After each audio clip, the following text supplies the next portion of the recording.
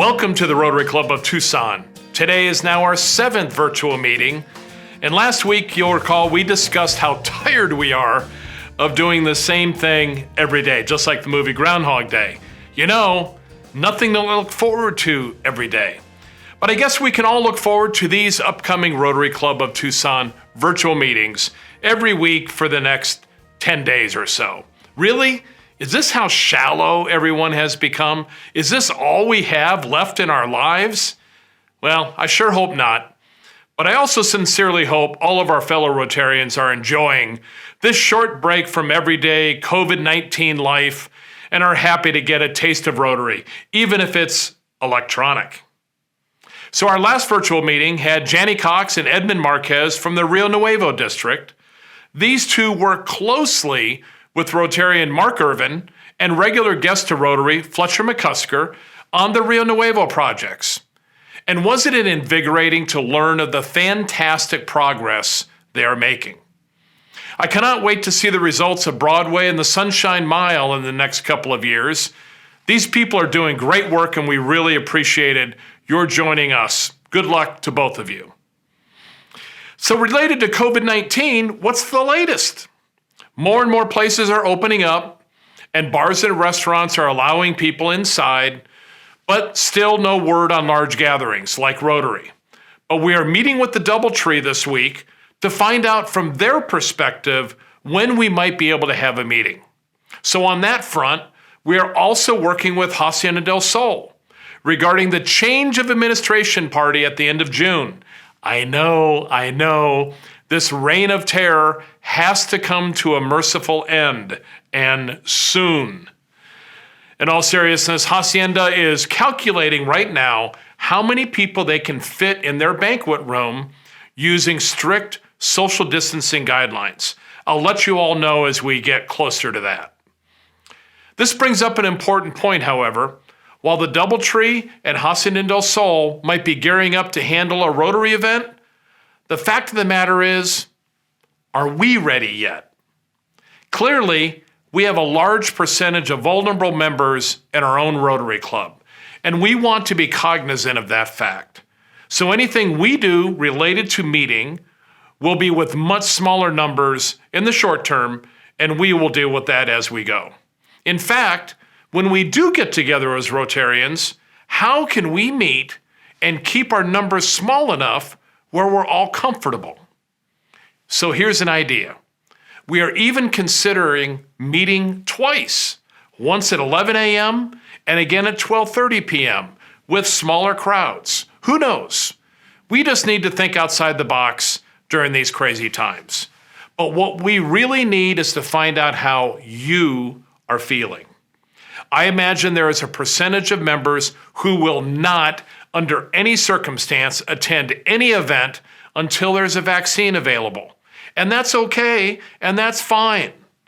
We may have to send a survey to the club asking the level of comfort each of you have regarding getting together anytime soon. We need to get a handle on our numbers for these potential meetings. So clearly, we all miss the fellowship, the friendship, and seeing each other face to face. But you should really consider our social Zoom meetings. They will continue through the end of May, and we have 5 Rotarians, myself included, and I have one Tuesday morning at 9:30 a.m., and then Jeff Ronstadt has a lunch Zoom, and Mark Irvin has his happy hour hump day with Irv Wednesday afternoon. Chuck Sawyer has a coffee on Thursday, and finally Jen Hoffman has a happy hour on Thursday afternoon. So we'd love to see you, and please drop in. We'd love to see some new faces. It's really a lot of fun. Now, the last couple of meetings, I spent some time on social media. Our YouTube channel continues to grow. Our subscribers are now well over 72. Keep it up. Tell your friends. If you're a regular visitor to the Rotary Club of Tucson YouTube channel, you may have noticed a few changes. In addition to all of our Rotary virtual meetings like today being listed there, we are also adding some shorter videos. For example, we've decided to take the content from each of our virtual meetings and post them as individual items on our channel. So now you'll see that we have taken all of our keynote speakers and their programs and posted them individually. So if you just want to watch the incredible music of Chris Dodge from the April 1st meeting, you can watch that portion and that performance. Same goes for Rio Nuevo, Angel Charity, and the rest of our programs. It also makes it easy if you want to share that link to the keynote speaker or to a friend or Rotarian or a potential member. Also, we'll be taking other important Rotary content we have shown recently, like the Hal Adamson and Bill Gilkinson memorials, and posting them separately. Same goes for today. You're going to learn about the Lovett family in our Rotary Centennial moment. So go back and check the channel out. Tell your friends, and remember, subscribe if you haven't done so. Finally, at the end of last week's virtual meeting, I spent a couple of minutes discussing the importance of Rotary International and the annual fund. It's our goal for this year, and until June 15th, we're providing a 2-to-1 match on all gifts to the annual fund. Again, if you make a $100 gift, you're basically getting $300 of credit. There'll never be an opportunity like this for quite a while, so make sure you take advantage. So if you're looking for a Paul Harris Fellowship, or maybe another one for your spouse, this is the time. For questions, contact Charlotte Harris, and she can give you all the details. So what's happening with today's Rotary Club of Tucson virtual meeting? In a word, a lot. We have another great meeting and keynote program prepared for you today. And this one is from Portland, Oregon. So let's get to our pledge and song and the rest of the meeting. Remember, we are the Rotary Club of Tucson.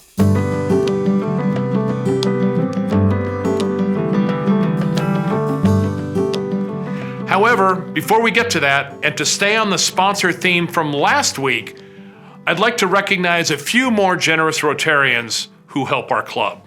And we thank you. This group of Rotarians support us throughout the year. They generously provide sponsorship support over and above their dues every quarter. You'll see their logos on the website, on the screen when we're at the Doubletree, and in the Tucson. So today, we're going to thank 5 more of our Rotary sponsors. First, and my favorite, Ernie Manchella from Long Realty. And Ernie, this is for you, a short Italian message for you.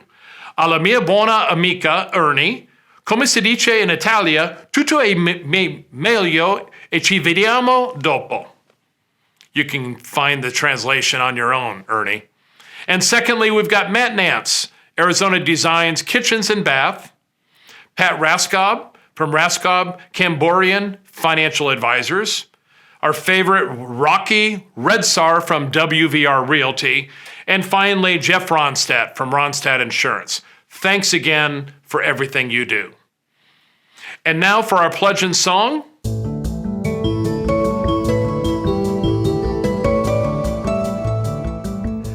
Today we're going to veer a little bit away from the Pledge of Allegiance and concentrate on what the pledge is all about, the flag and our country.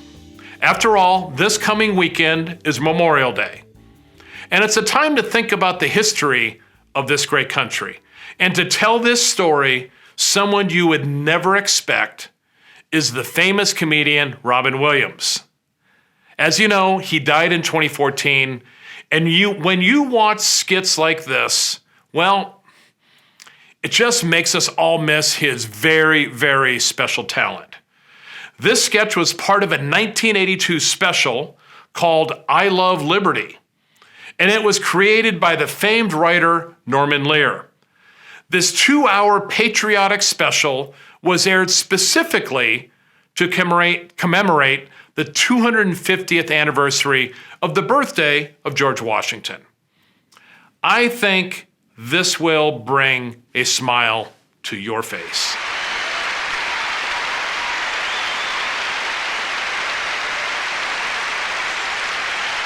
Thank you very much. I'm the one that they're singing about. Yeah, I'm the Stars and Stripes forever. Star Spangled Banner. You can call me Old Glory, but let's just keep it simple. Just call me Flag. Oh, say, can you see? Okay. Little flag humor. Well, you probably don't recognize me. You say, who is that, Evel Knievel? No way. Yeah, you see, you can't recognize me because I'm in my birthday suit, yes. I'm wearing the original 13 here. Yeah. I remember Miss Betsy sitting there going, Oh, this could be the start of something big. Whoa. Oh, Tom, don't be a pain. yes. I was born June 14th, 1777. That makes me a Gemini.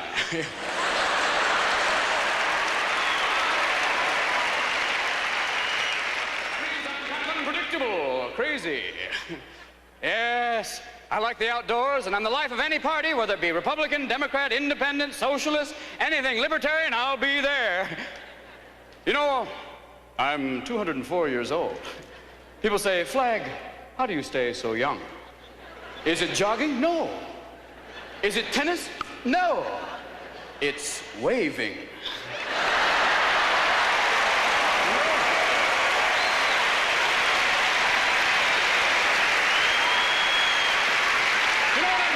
You know, we're talking about billowing, furling, and unfurling. Richard Simmons, eat your heart out.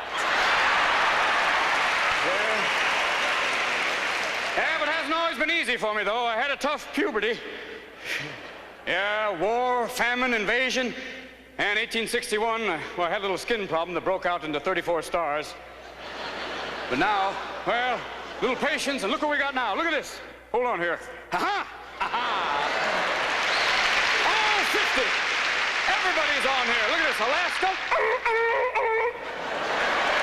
Hawaii. Yeah, we got your Tennessee. How are you doing today? Here's Vermont. You can't get there from here. Oh, and there's California. For sure, totally. Yes,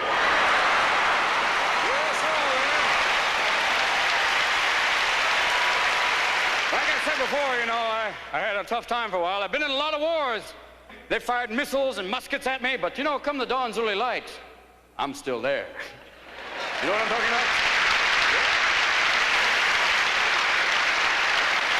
And you know, I've been made into everything from designer jeans to t-shirts, and I've even been a cape for Mick Jagger. Well, all right, the rocket's red glare, well, all right.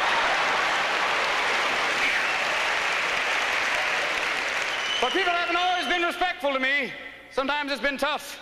There have been some people try and spit on me, trample me, burn me. Foreigners and occasionally some Americans too, but I don't let it get me down because I'm not a stay-at-home kind of flag. You know, I've been to Europe. I've been to both North and South Pole. I was at Iwo Jima. Recently, I've even been to the moon. One small step for man, one giant step for mankind.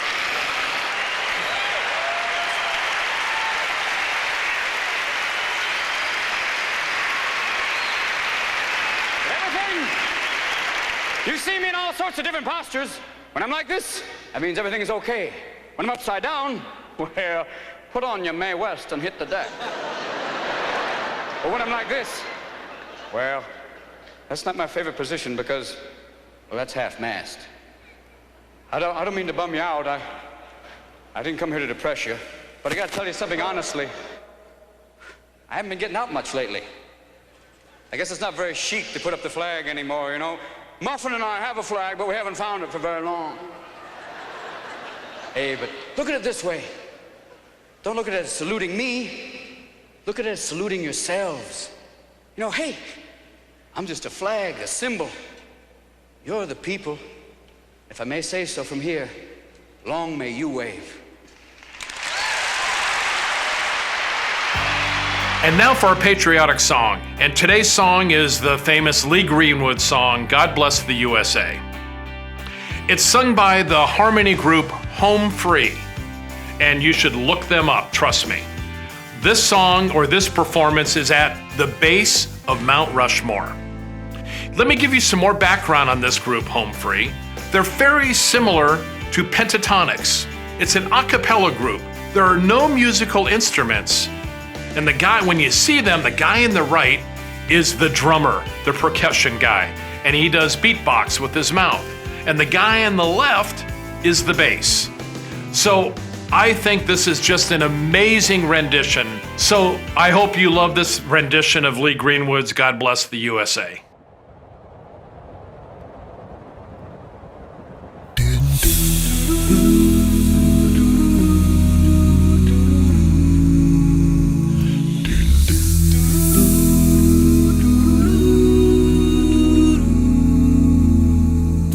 If tomorrow all the things were gone I'd worked for all my life, and I had to start again with just my children and my wife, I'd thank my lucky stars to be living here today, where the flag still stands for freedom and they can't take that away.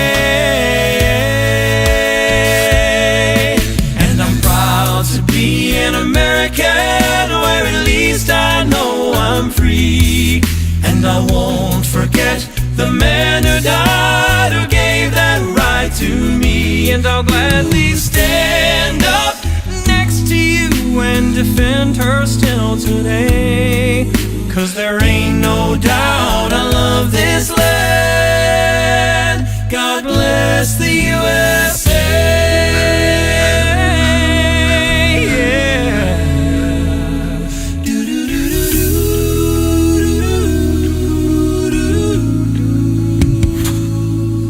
From the lakes of Minnesota to the hills of Tennessee, across the plains of Texas, oh, from sea to shining sea, from Detroit down to Houston and New York to LA, where there's pride in every American heart, and it's time we stand and say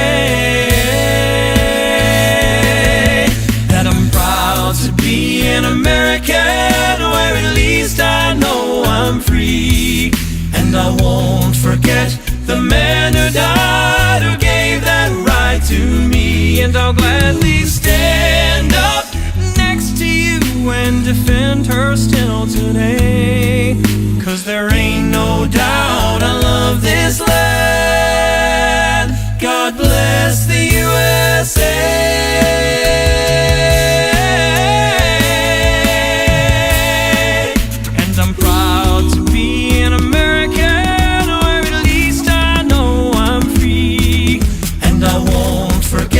The man who died, who gave that right to me, and I'll gladly stand up next to you and defend her still today, 'cause there ain't no doubt I love this land.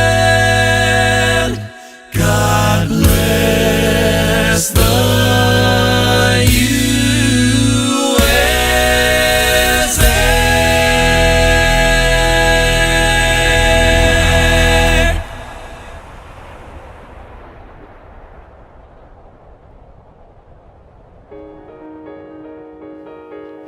I hope you enjoyed that, and I like them so much, I'm gonna bring them back next week for another treat of a performance from Home Free.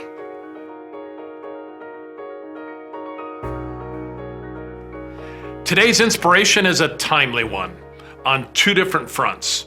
First, as I mentioned, this next weekend is Memorial Day. And second, it's also the end of school and the time of many graduation ceremonies. Unfortunately, almost all of these graduations are now being done virtually, but not the one I'm going to show you right now. This is done at the University of Texas commencement in 2014. It's a graduation commencement, and it's given by Admiral William McRaven. I'm sure some of you have seen this, but William McRaven was the 9th commander of the United States Special Forces and a Navy SEAL. And he has a fantastic quote during this commencement talk. If I have learned anything in my time traveling the world, it's the power of hope. The power of one person. One person can change the world by giving people hope. So I hope you enjoy this commencement ceremony by William McRaven. If you want to change the world, start off by making your bed. If you make your bed every morning, you will have accomplished the first task of the day.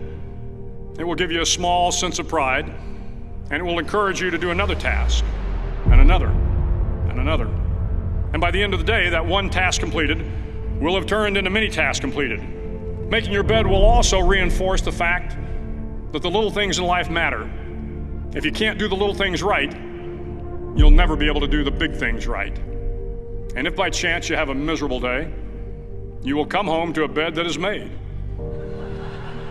that you made. And a made bed gives you encouragement that tomorrow will be better. To pass SEAL training, there are a series of long swims that must be completed. One is the night swim. Before the swim, the instructors joyfully brief the students on all the species of sharks that inhabit the waters off San Clemente. They assure you, however, that no student has ever been eaten by a shark, at least not that they can remember. But you are also taught that if a shark begins to circle your position, stand your ground. Do not swim away. Do not act afraid. And if the shark, hungry for a midnight snack, darts towards you, then summons up all your strength and punch him in the snout, and he will turn and swim away. There are a lot of sharks in the world. If you hope to complete the swim, you will have to deal with them. So if you want to change the world, don't back down from the sharks. Over a few weeks of difficult training, my SEAL class, which started with 150 men, was down to just 42. There were now 6 boat crews of 7 men each.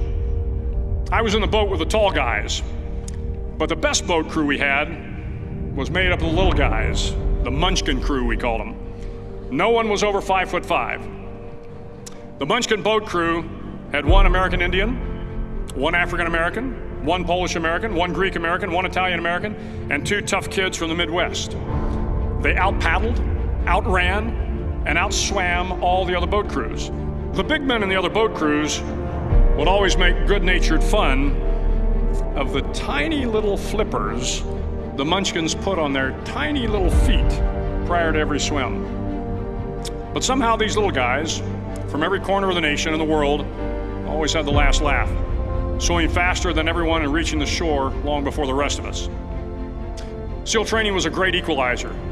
Nothing mattered but your will to succeed, not your color, not your ethnic background, not your education, not your social status. If you want to change the world, measure a person by the size of their heart, not by the size of their flippers. The 9th week of training is referred to as Hell Week. It is 6 days of no sleep, constant physical and mental harassment, and 1 special day at the Mud Flats. The Mud Flats are an area between San Diego and Tijuana where the water runs off and creates the Tijuana Sloughs, a swampy patch of terrain where the mud will engulf you.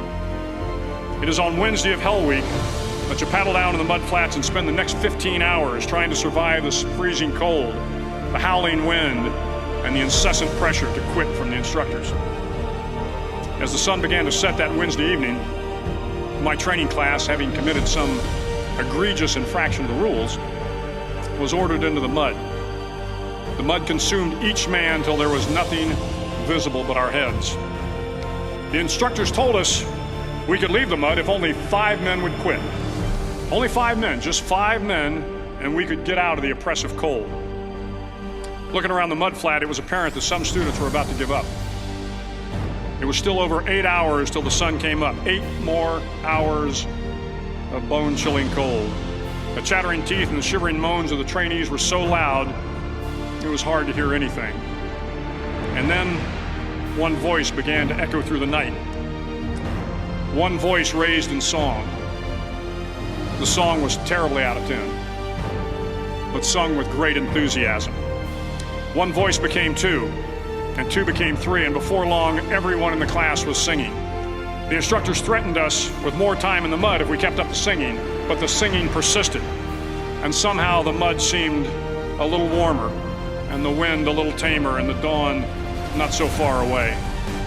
If I have learned anything in my time traveling the world, it is the power of hope.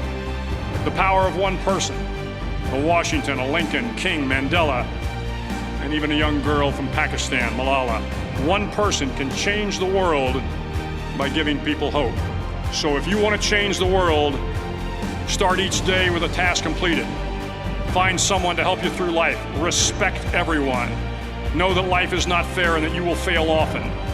But if you take some risks, step up when the times are the toughest, face down the bullies, lift up the downtrodden, and never ever give up.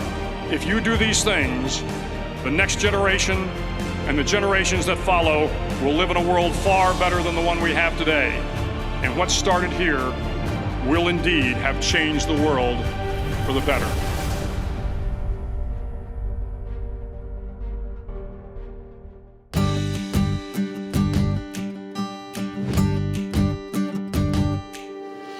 Today we have a new introducer, Ellen Wheeler.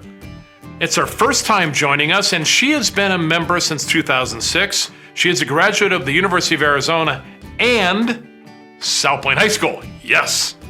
Ellen was a lawyer. She was a journalist, and she spent much of her career as an administrator for Pima County government. So, ladies and gentlemen, fellow Rotarians, for the first time ever, please welcome Ellen Wheeler. Good afternoon, everyone. We would like to welcome some guests today, and first we will start with visiting Rotarians. From San Jose, California, the president of the Rotary Club of San Jose is with us, Fernando Zazueta. He joins a growing group of West Coast Rotary leadership. Our virtual meetings are also attracting global attention. Rotary Club of St. Andrews, Scotland is here. President John Christie is checking in with us. He says his club is taking a similar video approach to meetings, and this week they are testing a Zoom version as well. Here is John at his day job, keeping the golf course well-groomed for members and pros. Also from St. Andrews Club is Jack Daniels. A few years back, he made many visits to high schools in Tucson as a college rep for St. Andrews. He sends a shout out to Gordon Graham, who became his main Rotary contact here. Now, moving on to guests of Rotarians. Amy Graves has a pair of guests from Tulsa, Oklahoma. We welcome Joe and Melissa Jenkins. Not only does Joe collect classic cars, he belongs to the Tulsa Rotary. And there's more. They're moving to Southern Arizona. We expect to give you a really warm welcome when you arrive to settle your family here this summer. Thank you, visitors and guests. We hope to see you again and again. Ellen, thank you so much. We appreciate you doing that. And I do want to say one hello, and that is to John Christie. I still have your banner from St. Andrews from last summer, and I hope to get out there to play another round and meet your club. It was a fantastic lunch meeting that I attended last summertime. So, congrats.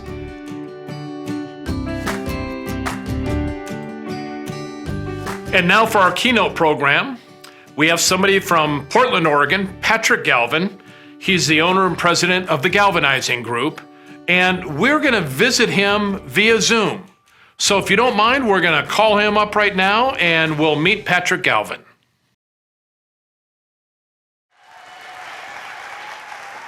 Would you be interested in a medicine that reduces stress, increases happiness, and makes you live longer?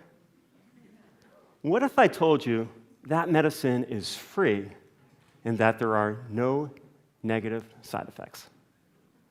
The medicine I'm talking about is not packaged as a pill, powder, or potion. Rather, it's delivered to your body and mind through your service to others.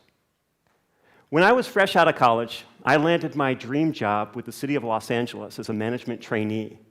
I had visions of rising through the ranks of government, working alongside other enthusiastic young people in an exciting department like water and power. Instead, I was offered a position with the Department of Aging that delivered Meals on Wheels, job training, and other essential services for the city's low-income seniors. I'm not proud to admit that I almost turned that job down when I learned that most of my colleagues would be in their 70s. But I accepted it because I had rent and student loans to pay. On my very first day at work, I met Thelma. She was about 5 feet tall, in her mid-70s, and she looked fabulous in her sparkling silver stilettos that she wore every day.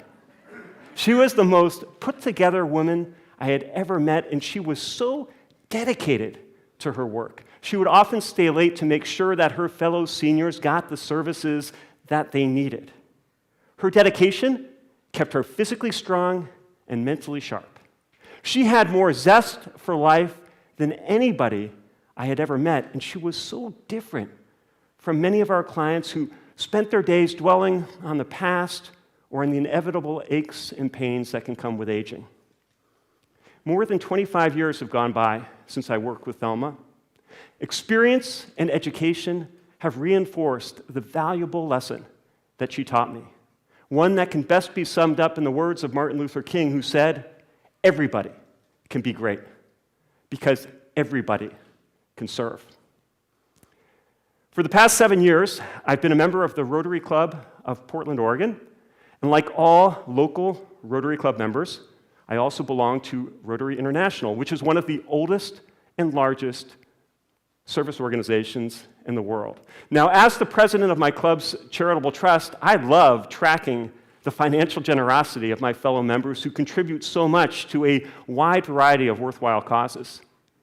But what impresses me even more is their commitment to service. Every year, members of my club volunteer in a wide array of service projects in areas that include domestic violence prevention, homeless solutions, community grants, international service, peace building, environmental protection, and polio eradication. Members of Rotary who embrace service are some of the most joyful and optimistic people I know. However, I am really worried that someday my club will have to cut back on its service work because we won't have enough volunteers and enough members. This problem is not unique to my club. Over the past 2 decades, Rotary has seen a 25% decrease in its membership across the United States. A lot of other great service organizations are also struggling. The Shriners, Masons, Elks, Lions, and many nonprofits have seen significant declines in both members and volunteers over the past few decades. Why is it that so many wonderful service organizations and great nonprofits are failing to recruit and retain members? Well, one of the biggest reasons I feel is that they continue to appeal to people's altruism while ignoring the motivating power of self-interest. I know this from personal experience. When I served as membership chair of my Rotary Club, I felt all I needed to do was to go out in the world and share the good news. Tell people about our great service work, and people would flock to join us. I failed. As membership chair, I saw membership decline. If service organizations and nonprofits want to not only survive, but thrive, they must move away from altruism and appeal directly to people's self-interest, even if that approach seems crass. It used to be that altruistic appeals were enough. Back in the day when a lot of people worked 40-hour work weeks and had long lunch hours and weekends free, they had time to join a service organization or volunteer for a nonprofit. And in good chunks of our country, community service was seen as something that good citizens just did. Now, finding members and volunteers is a lot more challenging. Stagnating middle-class wages mean that a lot of people are working longer hours simply to get by. And many of us have a hard time leaving work at the workplace because our jobs now follow us 24/7 through text messages and emails. So, how do we break through? How do we attract people in? Well, I think we need to lean in to self-interest and move away from this notion of altruism. And this may sound rather self-serving to many of you. But here's the thing. If we have service organizations and nonprofits aren't growing, we could be very proud of ourselves, but we're going to die. And we need to give ourselves permission to better ourselves through service so we can sustain our commitment to serving others. We now live in this age in which we are just deluged with information. We say we don't have time, but what if we just turned off our devices, our smartphones, our computers, and televisions for just a little bit of time, and instead of spending it there, we devoted it to service? Think of the benefits that we would get out of that. What are they? What benefits might we see from service? Well, I'm going to go through just some. I don't have time for all of them, but if you're looking to live a healthier life, service can provide that. There's a lot of research that has come out that has shown strong correlations between those who serve and those who enjoy good health. One recent study found that people who volunteer 200 hours a year were 40% less likely to suffer from hypertension than non-volunteers. This is due to their being social, active, and yes, altruistic. If you seek a longer life, consider service. Consider service. 40 international studies found up to a 22% reduction in mortality rates for those who serve. And it's not going to take as much time as you might think.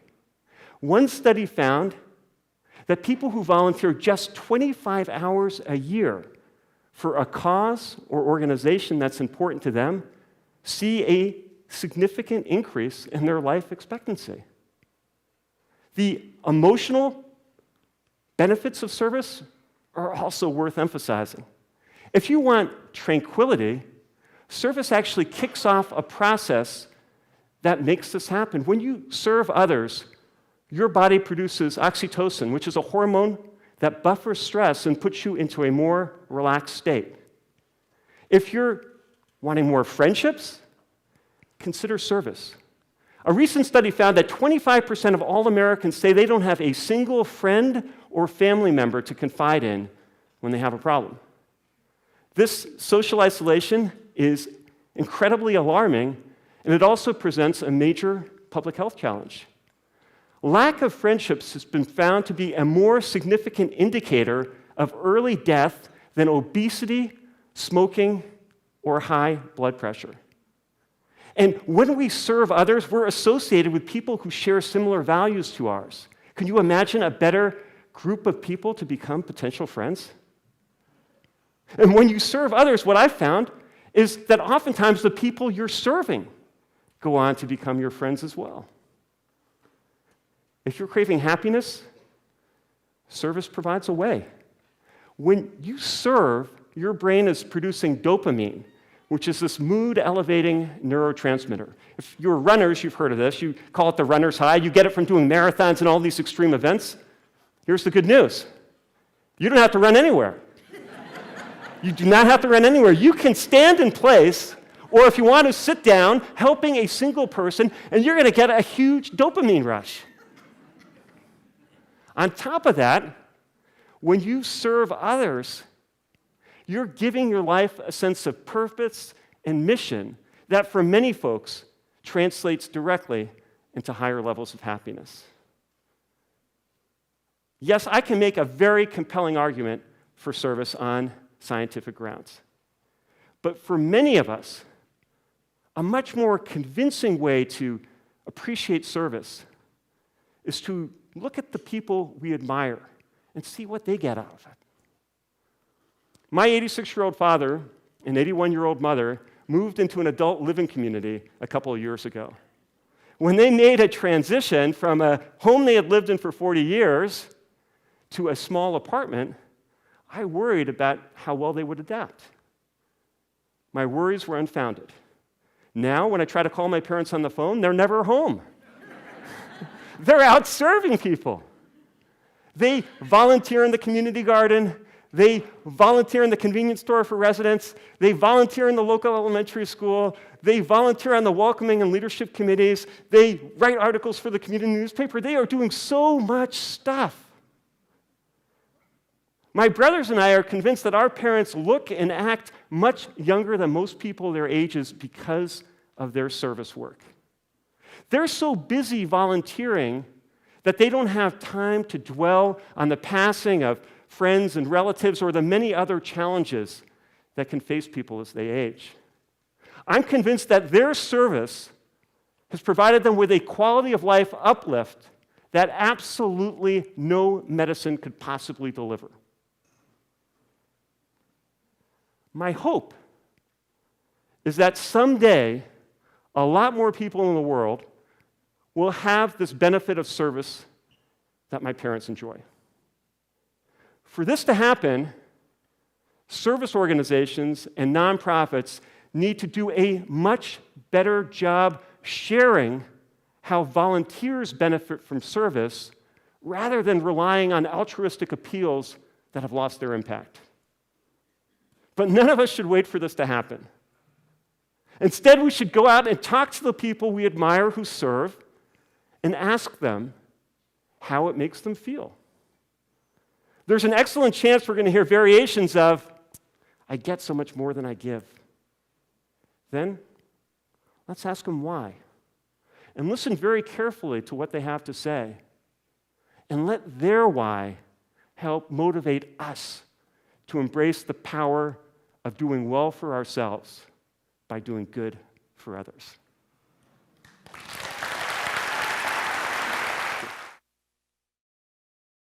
Hey, Patrick, that was fantastic. What a great talk, and so appropriate for what we're doing in Rotary service above self. And, you know, I give some talks on happiness, and one of the things that I talk about is how giving of yourself makes you feel better. And I thought it was really a great talk. So thank you for delivering the TED Talk for us. And like I told you beforehand, we have a bunch of Rotarians that have been in the club for a long time, and they'd like to maybe pound you with some questions for 5 or 10 minutes. If you can handle our people, can you handle us? I think so. I have a couple of cups of coffee in me. I'm good to go. Okay, so I'll tell you what. I'm gonna first one. This looks like what was the name of that show? You know, the with all the squares, Hollywood Squares. Oh, right. I'm gonna go to the left. I'm gonna go to Curtis Dawson. Thank you, Patrick, for doing this for us. And thinking about my time in Rotary, if I'm honest, I started in Rotary based out of self-interest, but I stayed in Rotary because of relationships. So I'm just wondering, how do we intentionally build on relationships in our Rotary Club? Well, I think it's a great question, Curtis. It's so important to provide opportunities for members to build relationships, especially in larger clubs like ours. So we are huge into really making sure members are engaged by being on committees, because we feel like the committees is where they make close friendships and build relationships. We also try to create social things around our program. So if we're going out and we're doing a service project, we always want to do a happy hour or something fun afterwards with those people engaged in that project. We're big believers in business exchanges, so we do these on a quarterly basis where we have members host these events at their businesses, and we split up into smaller groups.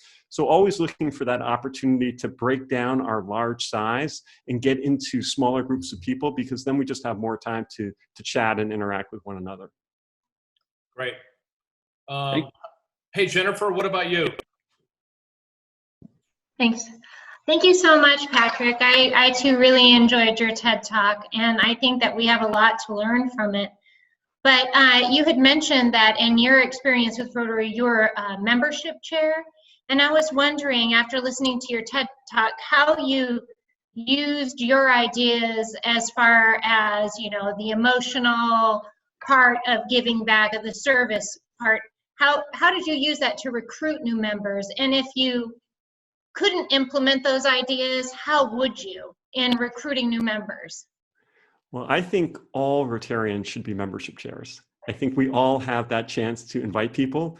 And personally, what I'm doing is I'm leaning into my TED Talk when I talk to people. So before I would sell people on the benefits of, hey, we do all this good in the world. Now when I talk to friends and clients who I'm trying to get to come to my club, I'm sharing with them how I am feeling better about myself, both physically and mentally.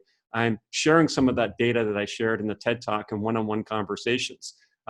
I think anyone who's a membership chair, it is a tough haul if you're doing it all on your own. I think all Rotarians should step up and be willing to share from a very personal standpoint how they've benefited from membership. And I think Rotary clubs, if we're growing one by one, we can get really large very fast if individuals take it upon themselves to really spread the good word about how service makes them feel. So, Patrick, the next question is from Bob Schaap. Bob is a past president, and actually he has a company called Customers for Life Consulting, and he's all about relationship building, which is what you're all about. So I'll turn it over to Bob. Hi, Patrick. Yes, we are birds of a feather. Your emphasis on relationships is what it's all about. My question is about, let me start. We have a great club. Our club is fantastic with some great people in it. But a continuing problem is what I call churn. We lose just as many members as we gain. And I did a little data lookup on our club runner, and over the last 10 to 15 years, we've lost 350 people. Lost. Yet we're bigger than we were back then by about 10 or 12. So we've gotten 360 people in and 350 people out, and that list of 350 people is like who's who in Tucson. What can we do about that and do a better job of keeping churn down? What experience do you have that can help us? Well, I feel your pain. Our numbers are not that different from yours, the Rotary Club of Portland. So what we have been finding is there's a difference between the Rhino, the Rotary in name only, versus the active engaged Rotarian. So we are really cognizant of member engagement right now. So we want our members to be on committees. We want our committee chairs to be more proactive in inviting people onto their committees, because what we find is if people are engaged outside of the lunch, they're engaged in service work, they're much more apt to stay. So we just weren't measuring that before. And since we've done that, it's been really good. The other thing is Rotary started as a fellowship organization. And I think to marry up service and fellowship is a very important way to keep people engaged. So, let's do our service projects, but let's tie in fun things related to those and give people a chance for conversation, because I'm guessing your club's a lot like ours. At a luncheon, you really don't have that much of a chance to interact. We find that if people are going to the social activities and serving on a committee, they stick with Rotary. If they're just showing up at Tuesday luncheons, their membership is at risk.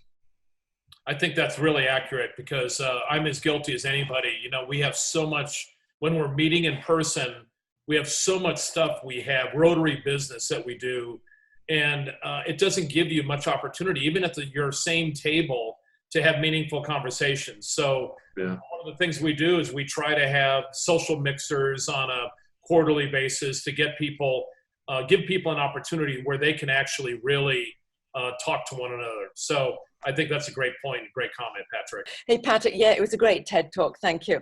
And several things that you said, and also a word that Bob has just used, churn, made me think about PBS. I used to do some work with PBS, and that took me to the research, which has shown that lower income people tend to donate more of their wealth, their worth, than higher people do, than higher income people do. So while Bob focuses on retaining people, membership chair, thankless task, I think, as you know, is trying to get people in. I'm wondering if we could or should consider restructuring, and how could we do this so that we can bring people in who perhaps are of a different socioeconomic status to us, but who are known by research to give more of their time and their wealth. And maybe that'll help us to broaden our footprint as a Rotary group. Yeah, you hit a very interesting issue, I think, that all urban clubs struggle with, because those stats that you mentioned at the beginning about engagement on lower income and social service work, it's very true. Yeah. One of the things that we've tried in our club that's been successful is some of our committees have opened themselves up to membership from people who are not in our club. We have a domestic violence prevention committee, and they've actually brought in people from nonprofits onto that committee to get engaged with some of the service work that committee does. And what they've found is actually our current executive director started as a non-member of our club, engaged in that committee. Then ultimately her organization decided to sponsor her membership when they saw, how useful the club was. And actually, she became our executive director a couple of years later. So that opened us up to somebody who probably wouldn't have joined. So maybe at the committee level, there were opportunities to bring people in as volunteers as opposed to members. And perhaps there might be opportunities for their organizations then to sponsor them. Because although they might not be able to afford it, maybe they have companies or nonprofits that could when they see the benefit. So we're getting more creative in that sense. And I think Rotary as a whole is doing some really cool things with just creating different types of clubs. So in Portland, there are some new generations clubs that don't have high lunch fees. In fact, they don't have lunches, they just do happy hours. So they have lower due schedules. So I think Rotary as an organization, Rotary International, is thinking differently. And we're a lunch club like you are. And I think there's a space for non-lunch clubs because they have different financial structures that allow for lower cost membership. And I just want anyone to become a Rotarian. Ideally, I want it to be a member of my club, but I just want them to join Rotary because I believe in what we do. Well, Patrick, that's wonderful. And I'd love it if you could send me, let's say, bullet points down of what you've just said and or what's actually happening there. Because yes, Bob, I think we can expand in that direction. Thank you. Yeah, I think that's fantastic. And we have dues, of course, and a lot of our dues are to pay for the lunch fees, and we're trying to keep dues from going up. But at the same time, I don't want people thinking that's all we do is eat lunch. I mean, Rotary is way beyond just having a lunch and sitting together. So anyway, next question. Let's go to in my screen, right smack dab in the middle is Marcia Cornweedy. Go ahead. Hi, Patrick. Thank you again for taking the time to talk to us today. My question also has to do with recruiting. Some of it was covered in your answer to Margaret's questions, but could you please provide us some specific examples of ways your Rotary Club was successful in their recruiting efforts? The biggest thing that we have going for us now is our U40 program, our under 40 program for recruiting younger members. We are now going into, it'll be year 5 coming up. And we actually copied what San Antonio Rotary is doing. And that is you bring in a cadre of people under 40, you create a cohort or a class coming in. And for the past couple of years, it's been about 15 folks under 40. And it's been huge. You look at our Rotary Club now and you see a lot of people without gray hair. And 5 years ago, that was not the case. That is really our biggest source of membership. And these are younger people who are enthusiastic about service, they're engaged. For the most part, their organizations are sponsoring them, so we're getting some exposure to the corporate community. I was skeptical if it would work, and fortunately, we had a young president who pushed for it. And what we found is people really like this notion of class, and they like some exclusivity. So there are events just for the U40 people. They did a sit down with the mayor of Portland, only for U40 members. They went out to the Nike campus, only U40 members could do that. And some of us are jealous of what some of the things they have, but it's actually been really cool because then the word gets out. Our biggest recruiters for that program are U40 members. Wow. So you kind of have to believe in the process. We did not invent it. There are a handful of Rotary clubs, I think, that are really doing it, but I think that's a huge opportunity. The other thing that has been great for our club is women in leadership. So our current president is a woman. Our incoming president is a woman. Going over the past 10 years, we have women at the tops of a lot of our committees. So I think when we have women come in as a guest, checking out our club, and they compare us to other clubs that don't have women in prominent positions, it's been really good for us to attract them in because they see a path of growth within our club. So that's a big thing. Now to our Rotarian members, as you can tell, we had a very active and engaged Q&A session with our members who joined the Zoom call. So much so that we had to shorten it a tad for this virtual meeting. However, as I mentioned earlier, the entire keynote with Patrick and the entire Q&A session with our Rotarians will be posted later to the YouTube channel. So be sure to go over there and check it out. And to Patrick, thanks so much for coming and joining us today at the Rotary Club of Tucson. As you know all too well, Rotary is all about service, and we all really appreciate the message you just delivered to us on this very important topic, especially in the times we're living in today. Thanks so much for your dedication to spread the gospel of the value and the benefits of service. We really appreciate it. Patrick, one of the things we do in our club is we support literacy. And as a gift, we can't get you to sign it, but we're going to have you We have a book that we're going to put in our Make Way for Books library, and I'll sign it for you. It's called If I Built a Car. So thanks for coming.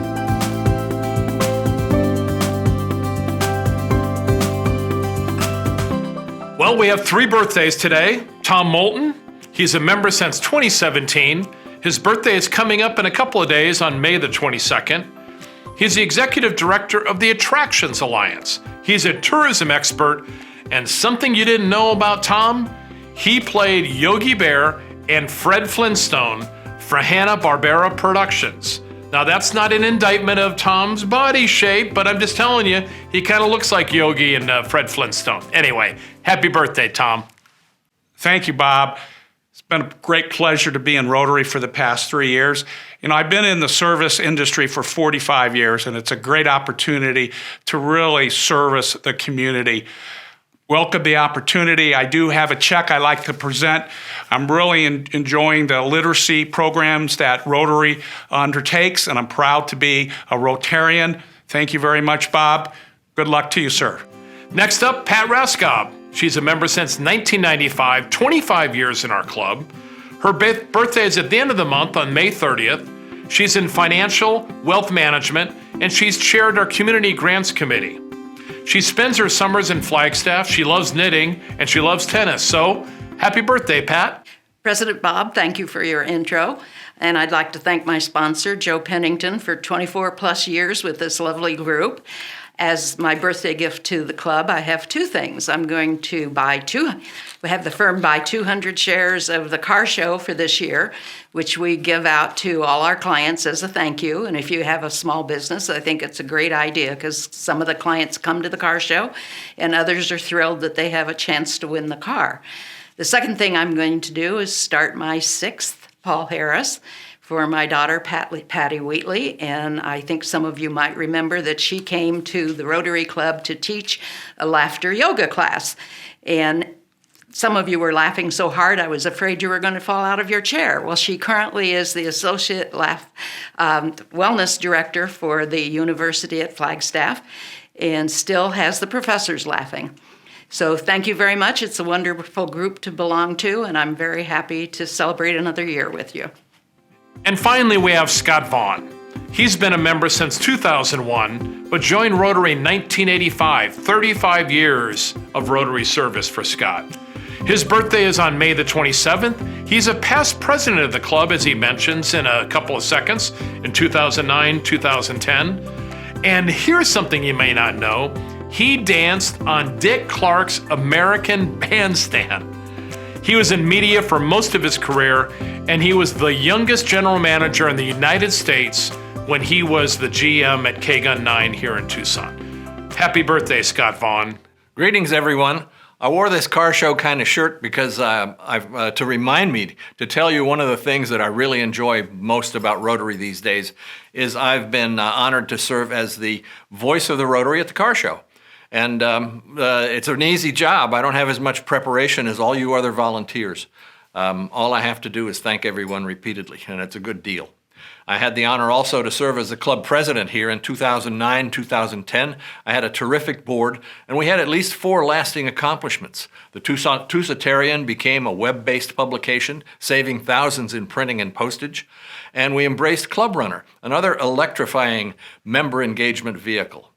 You've been seeing our honoring the sponsors in these virtual meetings. Well, we launched the sponsorship program so that members who wish to can receive visibility and recognition for their business for a small quarterly sponsorship fee. And that helps hold down our dues as well. And we discovered an employee that was stealing from the club and corrected the situation on many levels with the help of our club veterans in criminal law, insurance, court system, and the possibility of restitution of the $35,000. The money, by the way, came from operating funds, not a single dollar of charitable funds. Well, my long-distance telephone relationship with the father of the former employee, not a wealthy man, led to his repayment of the entire amount that we lost. An act which led to a 2-year recovery program for his daughter with no jail time. Some recent Rotarian mentioned in this very birthday minute that he has been married for 40-some years. Well, President Bob remarked that must be a record for the club. Well, I'm happy to inform the president that in February, Margie and I entered year 55 of our little marriage, and that includes about 7 years of wedded bliss. As some of you do know, about 2.5 years ago, just when Margie and I were feeling borderline elderly, I'm 77 next week, by the way, our amazing granddaughter, Grace, needed a change of venue. So Grace moved in with us, and she's 16 and a half now. And our life's new purpose became to help Grace grow into the next phase of her life and beyond. We are so fortunate that this has happened. I asked Grace yesterday what she wanted me to say about her today. Tell them about your experience in the Civil War, she said, and what it was like to live without electricity. Teenagers in the house, it ain't easy, I tell you. This week, Grace finished her straight A's sophomore year at Catalina Foothills High School, and she's in the band. Of course, she marched in Macy's parade. She's a color guard section leader next year, National Honor Society, great balance of academic and social. Very good driver, except one little time, and we're very proud of her progress. Brett Houston gets credit for bringing me into the club. My mentor was Wayne Meyer. And Charlotte told me to donate to the annual fund this year, which I agree is a very worthy suggestion. Thanks for asking, Charlotte. Now you're up to date.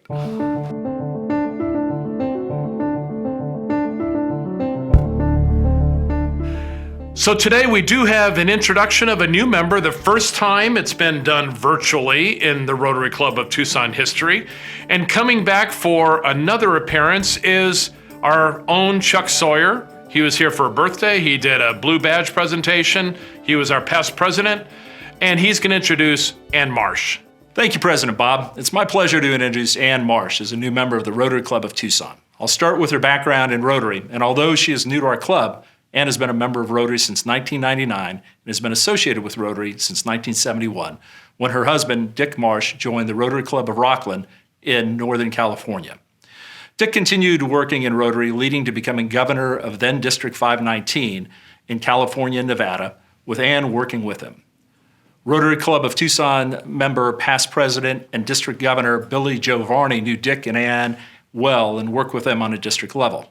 If you ask Ann, when she joined Rotary, she'll tell you that in her heart, she joined in 1971. 25 years later, Dick and Ann moved to Tucson, and Dick became a member of our club from 1996 to 2000. Ann officially joined Rotary in 1999, becoming a member of the Rotary Club of Tucson Sunrise, where she held many positions leading to president in 2017-2018. That's when I first got to meet Ann and got to know her and her husband, Steve Martin, also a member of Sunrise. I attended a couple meetings at Sunrise and enjoyed them. Ann has a great passion for Rotary and did a great job as president running the meetings. Steve, always involved in cars, ran the Sunrise Road Rally, a fundraiser for the club that ultimately partnered with the Tucson Classics Car Show for a joint event on our car show in 2017. I was honored to sponsor Steve Martin into the Rotary Club of Tucson in 2018 and was deeply saddened at his unexpected passing in March of 2019. I'm equally honored to be able to sponsor Ann to become a member of the Rotary Club of Tucson.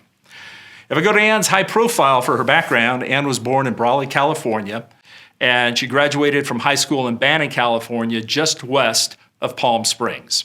She attended Cody College in Missouri, and she traveled to Mexico and studied at Mexico City College, graduating in 1960 with a bachelor's arts in Spanish.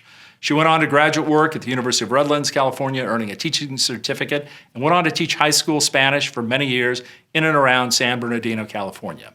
Dick and Ann have 2 grown daughters, and she has 2 sons through her marriage to Steve, and a total of 4 grandchildren. Something you might not know about Ann is that her paternal grandfather fought in the Civil War.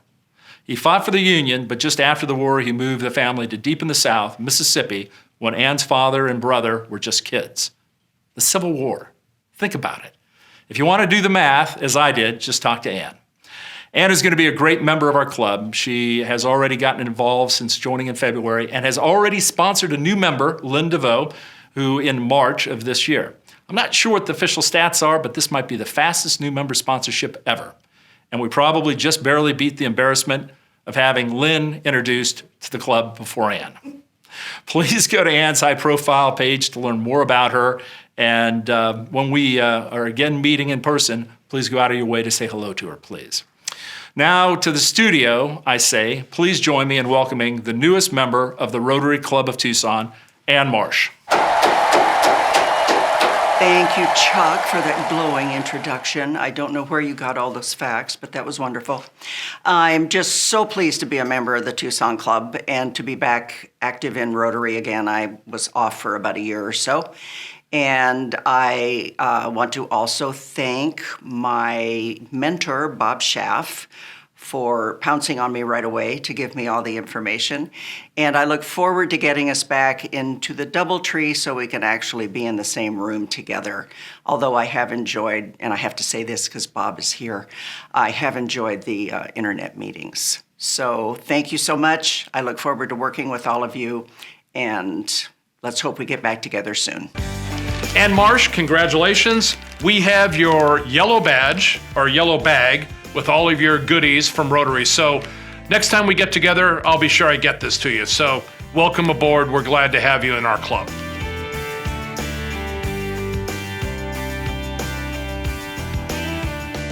And another thing that we haven't done in our virtual meetings for the first time ever, Rob LeMaster is going to be here and he's going to give us a Happy Jackson moment. So please welcome Rob LeMaster. Hi, I have a proud father, Happy Jackson, to my daughter, Madison LeMaster, who just completed her Doctorate of Physical Therapy degree at the Texas Tech University Health Science Center. Welcome to the working world. Mom and Dad are proud of you, and we're ready for you to start repaying us for that. And President Bob, I've got your $20.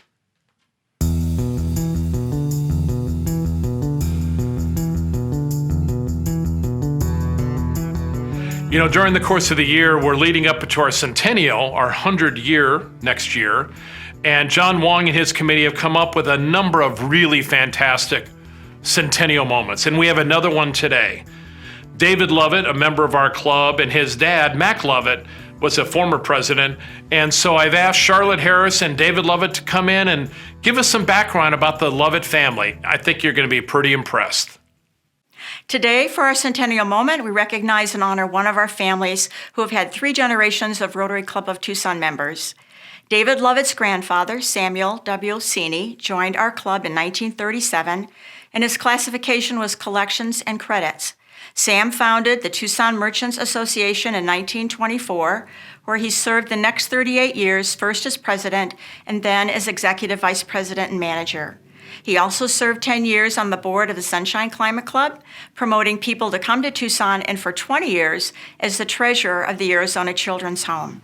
You can see him pictured here, the person without the hat, in 1947, participating in a Tucson rodeo gathering. An Army veteran, Sam served in World War I in France. Sam's membership lasted until his passing at age 96 in 1988. A Rotarian for 51 years. In 1950, David's father, David Mac Lovett, known to all as Mac, joined our club, sponsored by his father-in-law, Sam. Mac's classification was insurance, fire, and his business was DM Lovett and Company Insurance, founded in 1951. He was our club president from 1954 to 1955, the years of the Geneva Conference, and then the Salk polio vaccine was developed. And he's shown passing the gavel on to our 55-56 club president, Bill Pister. Mac was also president of the Tucson Airport Authority in 1970. In 1993, the Tucson Chamber of Commerce awarded Mac with their Founders Award, demonstrating his many years of contributions as a community volunteer. Like his father-in-law, Mac served in the military and the Army Air Corps during World War II. Our current active member, pictured with his father in 1971, is the 3rd-generation Rotary Club of Tucson Rotarian, David Lovett. David joined in 1969, graduated from Sal Point and the University of Arizona, and like his grandfather and father, served in the military, the U.S. Army, for 6 years. He served 2 active years, with 1 year in Vietnam and earning the Bronze Star, and 4 years in the reserves. Rotarian family pride has David as the cover boy in his military uniform in this 1967 Tucetarian. David was sponsored by his father and continued his membership until David himself, talked to then Sky Leininger president that he needed to resign before he was asked to leave because of his poor attendance. Because as a new insurance agent, he had business-related lunch appointments on Wednesdays, and at that time, 50% attendance was totally unacceptable. Several years later, David joined the new fledgling Kachina Rotary Club as a founding member. David returned to our club in 2005 when the Kachina Club no longer existed. His classification is Insurance and Risk Management, Property Casualty, as president of the DM Lovett Insurance Agency. Currently, David is on the board of the Make Way for Books and has also served as president of the board of the Tucson Boys and Girls Club and president of the board of the Tucson Botanical Gardens. Plus, he's been involved with numerous other nonprofits and their boards. David will retire from the insurance industry the end of this December and will continue his interest in teaching jiu-jitsu, working out, and doing underwater and landscape photography, available at dmlovett.smugmug.com. At this time, David is going to share some of his family and Rotary Club of Tucson memories. Good day, fellow Rotarians, and thank you, Charlotte, for this great trip down memory lane with my father and grandfather. Both men were great models for the Rotary ideals of how we all can make the world a better place. They were men of integrity, living their lives based on the four-way test, the principles of Rotary, and as noted, contributed so much, especially to our own city, Tucson. And as you can tell, they left very large footsteps for all of us to follow. I remember my grandfather, we called him Daddy Sam, was a very happy person, always had a smile and a quick, friendly wit that made you feel welcome. I do remember when I first became a member going to Rotary meetings with my grandfather and dad, where all the men wore suits, ties, and also many had their hats. My guess is they both would be shocked at wearing shorts and polo shirts. As children, we would go to Daddy Sam's second floor office at the corner of Stone and Pennington, a perfect place to watch the rodeo parade, one of which, in 1955, my dad, then president of Rotary, was riding in the Rotary covered wagon. Boy, were we four kids excited. I often reflect about how much suffering there is in our world today and the amazing work Rotary does to help so many that are in such desperate need. It is the only organization that does its great work both locally and globally. The four-way test is a perfect path to a wonderful world. Thank you, Rotary members, for all you do. Thank you, David, for sharing these special memories. You're welcome. And on behalf of all the members of our club and you, your father, your grandfather, we thank you for your commitment, dedication, and service to the Rotary Club in Tucson. To date, your family's years in Rotary totals 137. Wow. Thank you. Thank you.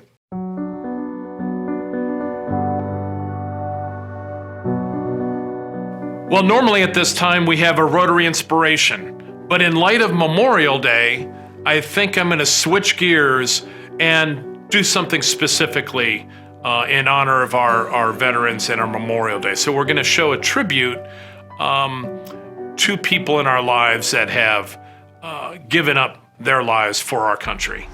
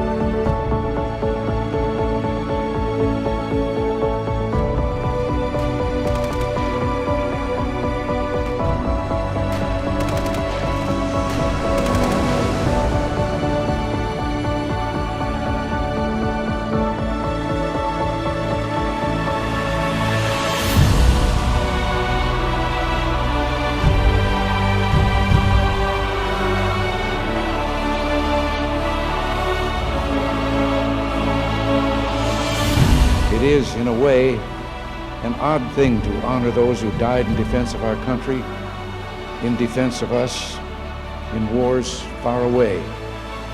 The imagination plays a trick. We see these soldiers in our mind as old and wise. We see them as something like the founding fathers, grave and gray-haired.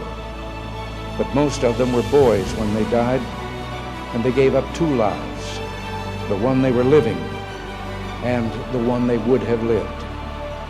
When they died, they gave up their chance to be husbands and fathers and grandfathers. They gave up their chance to be revered old men. They gave up everything for our country, for us. We owe them a debt we can never repay. All we can do is remember them, what they did, and why they had to be brave for us.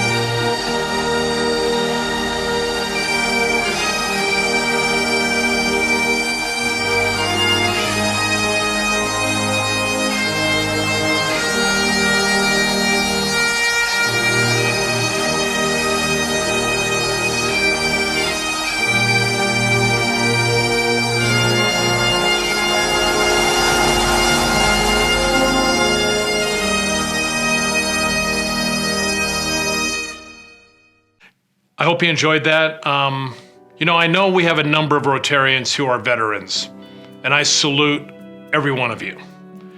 But I also want to take a moment and recognize my own father, Major Edward Patrick Logan. My dad was a 28-year Air Force veteran. He flew in 3 wars, World War II, Korea, and Vietnam. Pretty rare. This is my dad's flag from his military burial, something I'm never going to forget. Here are his dog tags, a picture of the B-17 he flew, and a shell from the 21-gun salute. Finally, his military ID, when he enlisted in the Army Air Corps, and on the back was his birthday. He was 21 years old. Dad, I miss you, and I salute you. And I salute all of the Rotarians that have dedicated their lives to our country. We're going to conclude with something, if you've been to a military event, it's called the Missing Man Table Ceremony. Often to recognize POWs and MIAs, but it's something to talk about those that we have lost in defense of our country. So take a moment to watch this.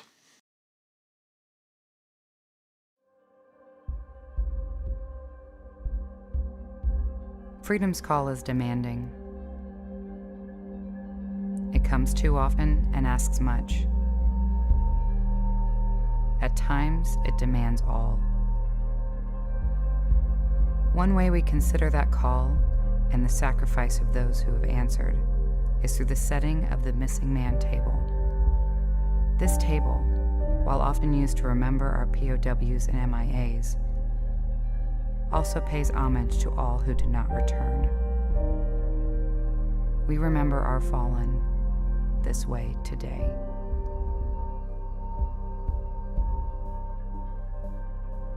The table is round to show our everlasting concern. The cloth is white, symbolizing the purity of their motives while answering the call. The single red rose represents the blood that was shed and the lives lost in that service. It also represents the family and friends who keep the faith. A yellow ribbon for the yellow ribbons worn by those who remember and never forget. A slice of lemon on the plate reminds us of the bitterness of our loss. A portion of salt, a reminder of the tears shed. A lighted candle reflects our ongoing hope.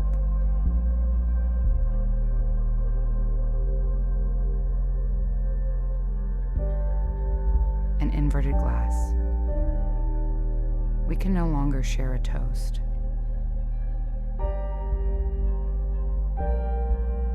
The chair is empty.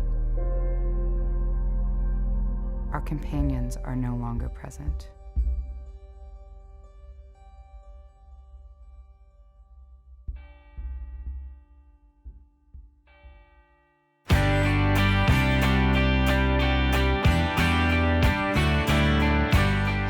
Next week, probably in early June 1st, 2nd, or 3rd, we're going to have Dr. Kelly Reynolds.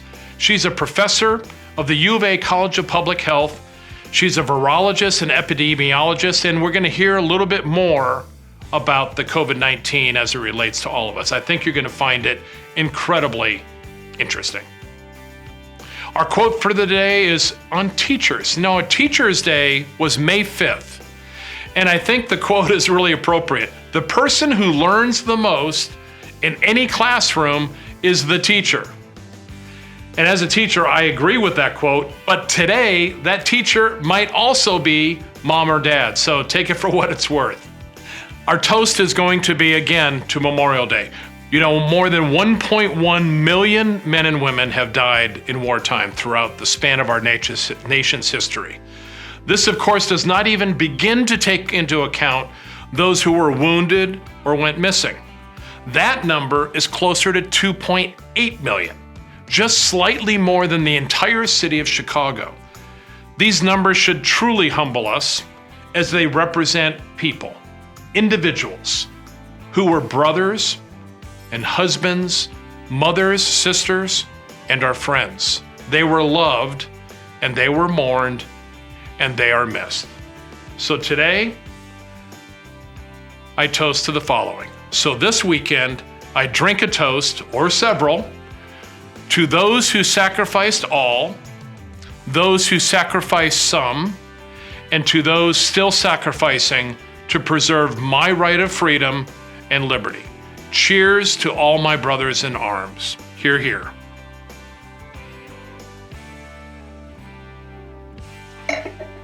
We are adjourned. Thanks for joining us today.